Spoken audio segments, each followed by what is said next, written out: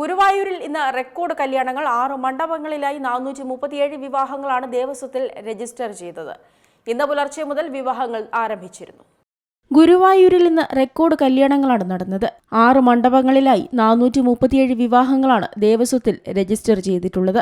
ഇതിന്റെ ഭാഗമായി ദേവസ്വത്തിന് കീഴിൽ വിപുലമായ സൗകര്യങ്ങൾ ഒരുക്കിയിരുന്നു. ഇന്ന് പുലർച്ചെ മുതൽ വിവാഹങ്ങൾ തുടങ്ങി. മേൽപ്പത്തൂർ ഓഡിറ്റോറിയത്തിന് തെക്ക് ഭാഗത്ത് നടപ്പന്തലിലെത്തി ടോക്കൺ വാങ്ങിയ ശേഷമാണ് വിവാഹ സംഘങ്ങളെ മണ്ഡപത്തിലേക്ക് കടത്തിവിട്ടത്. തിരക്ക് ക്രമീകരിക്കാൻ ക്ഷേത്ര പരിസരത്ത് വാഹന പാർക്കിംഗിൽ നിയന്ത്രണം ഏർപ്പെടുത്തിയിരുന്നു. ക്ഷേത്രം കിഴക്കേനടയിലെ 1-ാം നമ്പർ മണ്ഡപത്തിൽ ദേവസ്വം ചെയർമാൻ എ.വി. ഗോപിനാഥ് ഭദ്രദീപം തെളിയിച്ചതോടെയാണ് ചടങ്ങുകൾക്ക് തുടക്കമായത്.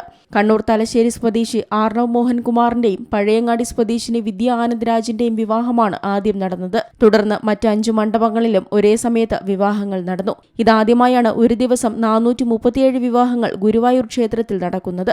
അവധി ദിവസമായതിനാൽ തന്നെ നിരവധി ആളുകളാണ് ക്ഷേത്രത്തിലേക്ക് ഒഴുകിയെത്തിയത്.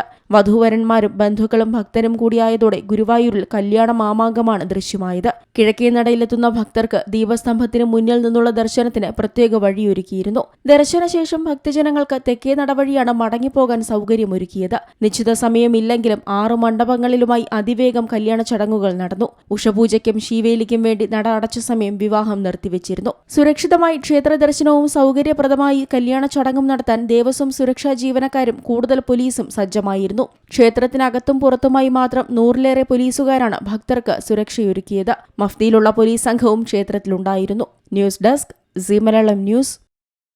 ഏറ്റവും പുതിയ വാർത്തകളും വിശേഷങ്ങളും വിരൽ തുമ്പിലറിയാൻ സീ മലയാളം ന്യൂസ് എല്ലാ ഡിജിറ്റൽ പ്ലാറ്റ്ഫോമുകളിലും ലഭ്യം.